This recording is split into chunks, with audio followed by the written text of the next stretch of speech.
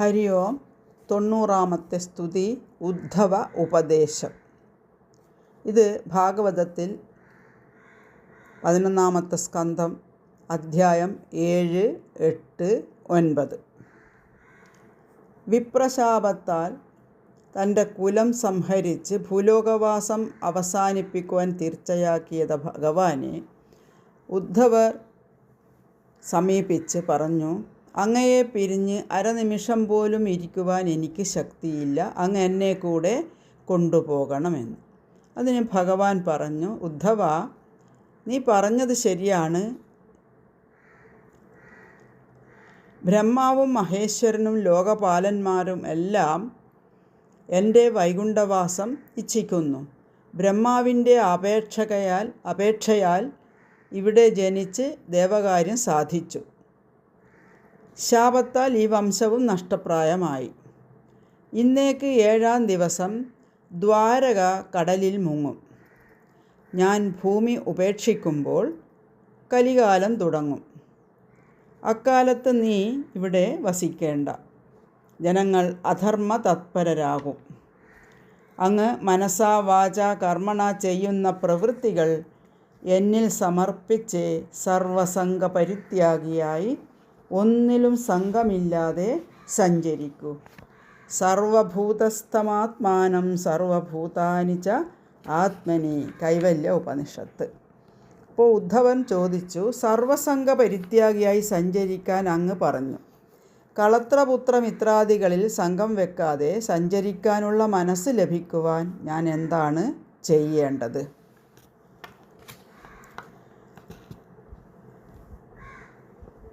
അതിന് ഉദാഹരണമായിട്ട് ധർമ്മജ്ഞാനിയായ യദുമഹാരാജാവ് പരമജ്ഞാനിയായ ദത്താത്രേയ മഹർഷിയെ ഒരിക്കൽ കണ്ടുമുട്ടുന്നതും മഹർഷി നമസ്കരിച്ച് യദുമഹാരാജാവ് ചോദിച്ചു,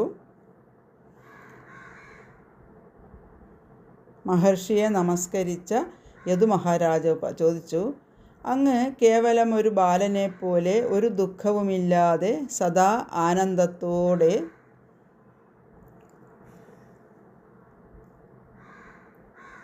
സഞ്ചരിക്കുന്നു. എല്ലാ സൗഭാഗ്യങ്ങൾ തികഞ്ഞവർ പോലും എപ്പോഴും ദുഃഖിതരാണ്. അങ്ങാണെങ്കിൽ യാതൊന്നും ആഗ്രഹിക്കുന്നുമില്ല, ഒന്നും ചെയ്യുന്നുമില്ല. ഇങ്ങനെ പരമാനന്ദത്തിൽ മുഴുകി സഞ്ചരിക്കുവാൻ എങ്ങനെ കഴിയുന്നു എന്ന്.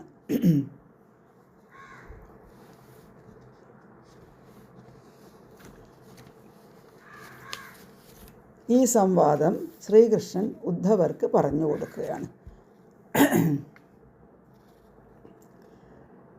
ഇതിന് ഉത്തരമായി ദത്താത്രേയ മഹർഷി പറഞ്ഞു, ഞാൻ പല ഗുരുക്കന്മാരിൽ നിന്നും പലതും പഠിച്ചു. അവരിൽ നിന്ന് പകർന്നു കിട്ടിയ അറിവ് നേടി ഞാൻ എല്ലാത്തിൽ നിന്നും മുക്തി നേടി നടക്കുന്നു.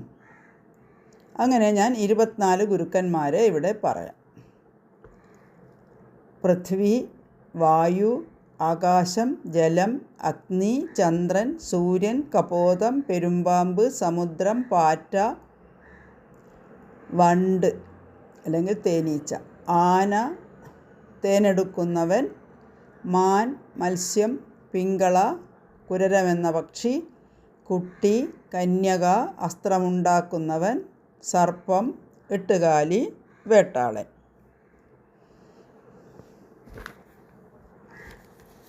ഭൂമി.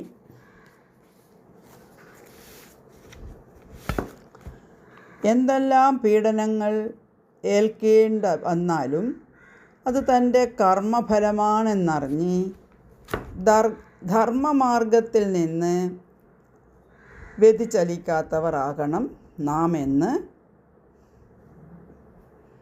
ഭൂമിയിൽ നിന്നും പഠിച്ചു. ഭൂമിയെപ്പോലെ ക്ഷമ വേണമെന്നും പഠിച്ചു. വായു.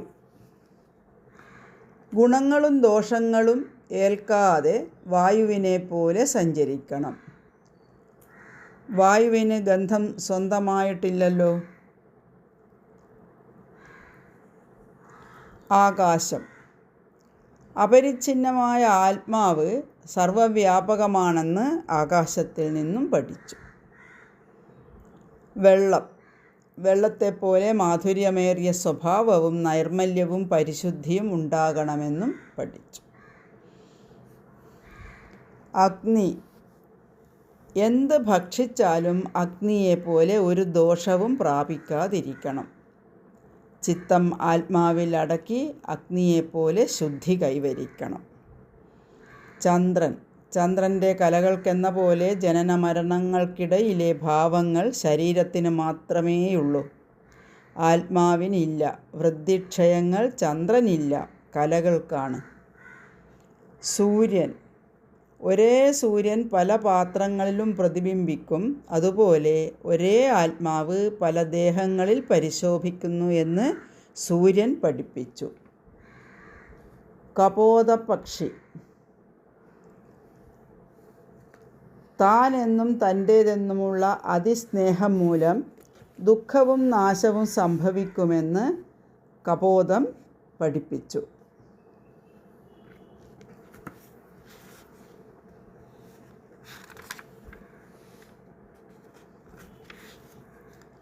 ഒരു കപോതവും കപോതിയും കൂടി സ്നേഹിച്ച് കൂടുവെച്ച് മുട്ടയിട്ട് കുഞ്ഞുങ്ങളുണ്ടായി. അവരെ സ്നേഹപൂർവ്വം ലാളിച്ച് കഴിഞ്ഞു വന്നു. ഒരു നാൾ പക്ഷികൾ തീറ്റക്ക് പോകുന്ന സമയം വേടൻ കുഞ്ഞുങ്ങളെ വലയിൽ പിടിച്ചു. കപോതി ദുഃഖം മൂലം കുഞ്ഞുങ്ങളുടെ കൂടെ വലയിൽ ചാടി. ആൺപക്ഷി വന്ന് തൻ്റെ കുഞ്ഞുങ്ങളും ഇണപ്രാവും ആപത്തിൽപ്പെട്ടത് കണ്ട് അവരെ പിരിയാൻ കഴിയാതെ അവനും വലയിൽ ചാടി. വേടൻ എല്ലാത്തിനെയും കൊണ്ടുപോയി. ഇങ്ങനെ അതിസ്നേഹം ആപത്താണെന്ന് കപോതത്തിൽ നിന്നും പഠിച്ചു. മുക്തിദ്വാരമായ മനുഷ്യദേഹം ലഭിക്കുന്നത് ഭഗവാനെ സേവിച്ച് മുക്തി ലഭിക്കാനാണ്, അല്ലാതെ അതിസ്നേഹം മൂലം നശിക്കാനല്ല. പ്രിയമെന്ന പോലെ അപ്രിയവും ജീവിതത്തിൽ വന്നു ചേരും. അതിനെ മനസ്സാന്നിധ്യം നഷ്ടപ്പെടുത്താതെ ധീരതയോടെ നേരിടണം. മനോബലമുള്ളവർക്കാണ് ഭഗവത് പ്രസാദം ഏറെ ലഭിക്കുക. ന്യായമാത്മാ ബലഹീനേന ലഭ്യഃ മുണ്ടകോപനിഷത്തിൽ പറയുന്നു.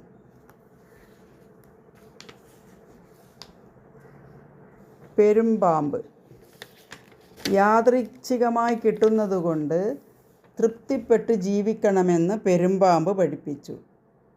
സമുദ്രം.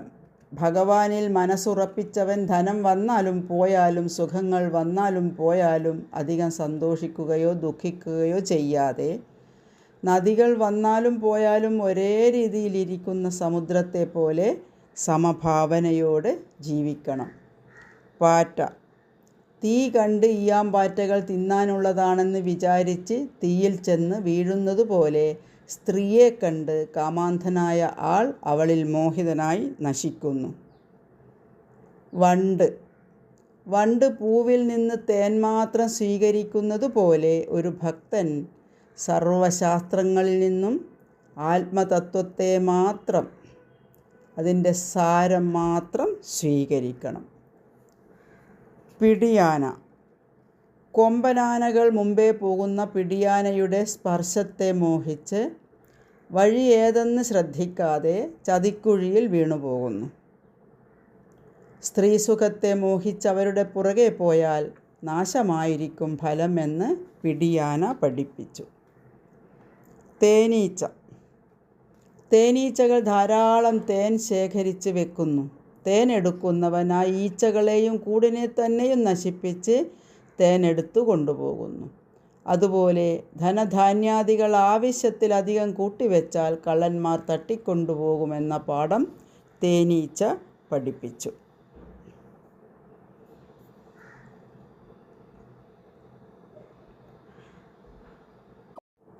മാൻ. പാട്ടുകേട്ട് പരിസരം പോലും മറന്ന് ആസ്വദിച്ച് നിൽക്കുന്ന മാനുകളെ വേടൻ അമ്പെയ്തു കൊണ്ടുപോകുന്നത് പോലെ ഗ്രാമ്യഗീതങ്ങളിലും സ്ത്രീകളിലും ശ്രദ്ധിച്ചു നിന്നാൽ മനുഷ്യൻ നശിക്കുമെന്ന് മാൻ പഠിപ്പിച്ചു. മത്സ്യം. ചൂണ്ടലിൽ കൊത്തി മത്സ്യം നശിക്കുന്നതുപോലെ രസനേന്ദ്രിയത്താലുള്ള രസത്തിൽ മോഹിച്ച് മനുഷ്യൻ നശിക്കുന്നുവെന്ന് മത്സ്യം പഠിപ്പിച്ചു. രൂപസുഖം മോഹിച്ചു പാറ്റയും ശബ്ദസുഖത്തെ മോഹിച്ച് മാനും സ്പർശസുഖത്തെ മോഹിച്ച് ആനയും രസഗുണത്തെ മോഹിച്ച് മത്സ്യവും ഗന്ധസുഖത്തിൽ മോഹിച്ച് വണ്ടും നശിക്കുന്നു. പിന്നെയാണോ 5 ഇന്ദ്രിയ സുഖങ്ങളെയും ഒരുമിച്ച് അനുഭവിക്കുന്ന മനുഷ്യൻ നശിക്കാതിരിക്കുന്നത്?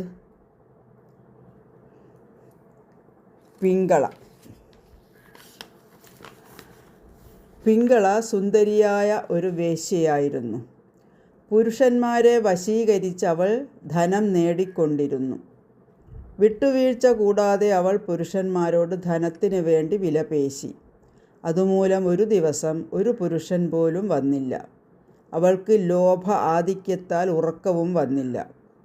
അർദ്ധരാത്രി സമയത്ത് അവൾ നാലുപാടും നോക്കി. എല്ലാവരും, ആ നഗരം മുഴുവൻ സുഖമായി ഉറങ്ങുന്നത് അവൾ കണ്ടു. അവളുടെ മനസ്സിന് മാറ്റം വന്നു തുടങ്ങി. സീതാദേവി ജനിച്ച ഈ വിദേഹ നഗരത്തിൽ, പരിശുദ്ധമായ ഈ ദേശത്തിൽ താൻ എന്ത് അധർമ്മമാണ് ചെയ്യുന്നത്? അതേപ്പറ്റി അവൾ ചിന്തിക്കാൻ തുടങ്ങി. ശരീര സൗന്ദര്യത്തിൻ്റെയും ധനത്തിൻ്റെയും നിസ്സാരത അവൾക്ക് ബോധ്യപ്പെട്ടു. അവൾ പാടി, ആശാഹി പരമം ദുഃഖം നൈരാശ്യം പരമം സുഖം. അത്യാഗ്രഹം ദുഃഖത്തിലേ കലാശിക്കൂ. ആഗ്രഹങ്ങൾ ഇല്ലാതിരിക്കലാണ് പരമസുഖം. ഇത് ബോധ്യപ്പെട്ടതോടെ അവൾക്ക് വൈരാഗ്യം ഉദിച്ചു, മനഃശാന്തി ലഭിച്ചു. സുഖമായി അവൾ ഉറങ്ങി. അവൾക്ക് പിന്നെ ഒന്നിലും കൊതിയില്ലാതായി. ഭഗവത് ഭക്തയായി തീർന്നു.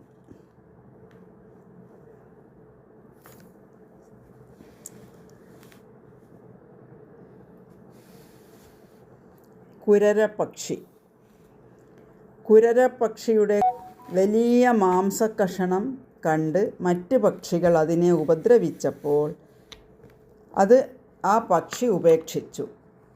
ആരുടെയും ഉപദ്രവം പിന്നെ ഉണ്ടാകാതെ സന്തോഷമായി ഇരുന്നു. എന്തും അധികമായി നമ്മൾ കയ്യിൽ വെച്ചാൽ മറ്റുള്ളവർ ഉപദ്രവിച്ച് അത് എടുക്കുവാൻ നോക്കുമെന്ന് കുരരപ്പക്ഷിയിൽ നിന്നും പഠിച്ചു. അർഭകൻ അല്ലെങ്കിൽ കുട്ടി. മാനാവമാനങ്ങൾ കൂടാതെ ആനന്ദമായി കുട്ടികൾ ജീവിക്കുന്നതുപോലെ സർവേശ്വരനിൽ മാത്രം മനസ്സ് ലയിപ്പിച്ച് ആനന്ദിച്ച് ഞാൻ സഞ്ചരിക്കുന്നു. ഇങ്ങനെ ഇത് അർഭകനിൽ നിന്നും പഠിച്ചു. കുമാരി. കൂട്ടുകെട്ട് എപ്പോഴും കലഹത്തിന് കാരണമാകുമെന്നും അതിനാൽ ഏകാകിനിയായി സഞ്ചരിക്കുന്നതാണ് ഉത്തമമെന്നും കുമാരിയിൽ നിന്നും പഠിച്ചു. കല്യാണാലോചന വന്ന ഒരു കന്യകയ്ക്ക് തനിയെ നെല്ലുകുത്തേണ്ടി വന്നു. നെല്ലുകുത്തുമ്പോൾ കയ്യിൽ കിടന്ന വളകൾ കൂട്ടിമുട്ടി ഒച്ചയുണ്ടാക്കി. അവൾ 2 ഒഴിച്ചുള്ളതെല്ലാം അഴിച്ചു മാറ്റി. ആ 2 പിന്നെയും കിലുകിലെ കിലുങ്ങുകയാൽ ഓരോന്നുകൂടി അഴിച്ചു വെച്ചു. അപ്പോൾ ശബ്ദമുണ്ടായില്ല. കുറേ ജനം ചേർന്ന് വസിച്ചാൽ കലഹമുണ്ടാകുമെന്ന് കുമാരിയുടെ വളകളിൽ നിന്ന് ഞാൻ പഠിച്ചു. 2 ആൾ മാത്രമായാലും തർക്കമുണ്ടാകാം. അതിനാൽ ഏകനായിട്ട് തന്നെ കഴിയണം. വൈരാഗ്യം കൊണ്ട് ചിത്തം തീരെ ചലിക്കാതെ ആക്കണം.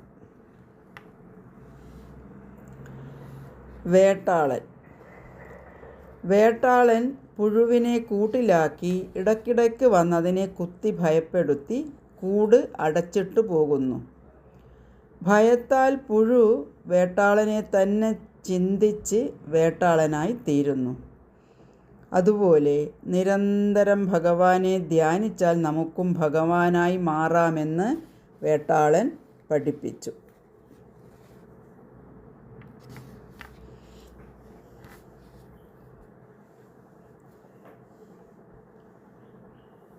അസ്ത്രമുണ്ടാക്കുന്നവൻ.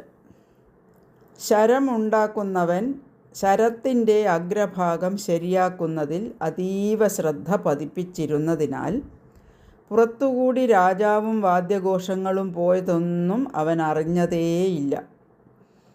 മനസ്സ് പരമാത്മാവിൽ ഉറപ്പിച്ച് ഭഗവത്പദം ധ്യാനിച്ചിരിക്കുന്നവൻ അകത്തും പുറത്തും ഉള്ളതൊന്നും കാണുന്നില്ല. അതുപോലെ ഭഗവാനിൽ തന്നെ ഏകാഗ്ര മനസ്സോടെ നമ്മൾ ജീവിക്കണമെന്ന് പഠിപ്പിച്ചു. സർപ്പം നശ്വരദേഹത്തിന് വേണ്ടി ഗ്രഹം ഉണ്ടാക്കേണ്ട. എലികളുണ്ടാക്കിയ ഗ്രഹത്തിൽ ചെന്ന്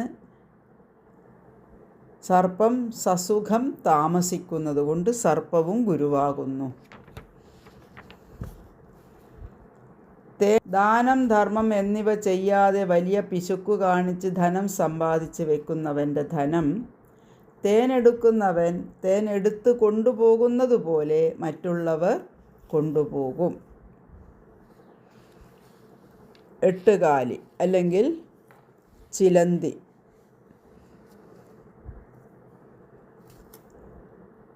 ചിലന്തി അതിൻ്റെ ഉള്ളിൽ നിന്നും നൂല് വലിച്ചു വല കെട്ടി അതിൽ വിഹരിച്ചിട്ട് ആ നൂലുകൾ അകത്തേക്ക് വലിച്ചെടുക്കുന്നു.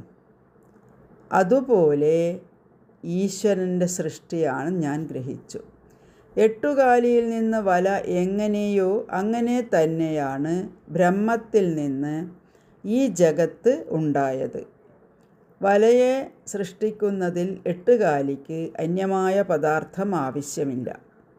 ജഗസൃഷ്ടിയിൽ ബ്രഹ്മത്തിനും അന്യമായ പദാർത്ഥം ആവശ്യമില്ല. ബ്രഹ്മം ജഗത്തിനെ പ്രളയകാലത്ത് തന്നിലേക്ക് തന്നെ തിരിച്ചെടുക്കുന്നു. ഇങ്ങനെയുള്ള ഗുരുക്കന്മാരിൽ നിന്നും പഠിച്ചതെല്ലാം ഞാൻ മനസ്സിൽ ഉറപ്പിച്ച് എൻ്റെ ശരീരവും ഒരാചാര്യൻ തന്നെയാണ്.